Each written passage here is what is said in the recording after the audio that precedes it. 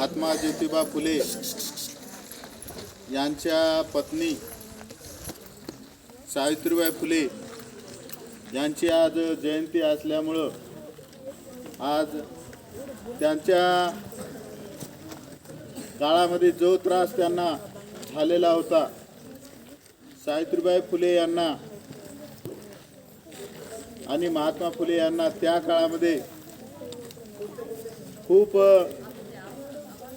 सवर्णवर्गीय लोकांचा त्रास झालेला असल्यामुळं त्यांनी त्या त्रासाला न भीता त्यांनी 1848 पासून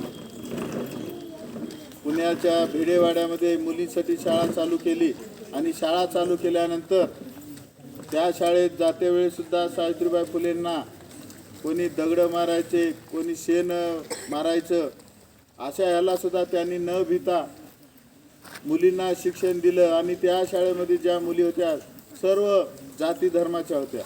त्यावेळेपासूनच मुलींना शिक्षणाची सुरुवात झाली. नाही तर पूर्वी काय होतं, चूल आणि मूल याच्या व्यतिरिक्त काही नव्हतं मुलींना.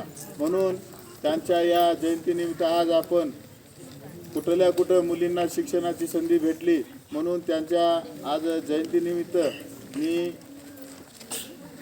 सर्वांना आता इथून पुढे संकल्प करा की आपण सुद्धा काहीतरी केलं पाहिजे आणि आपली आठवण झाली पाहिजे. तरी शाळेतर्फे आज मला याची संधी दिल्यामुळं सर्वांच्या वतीनं आता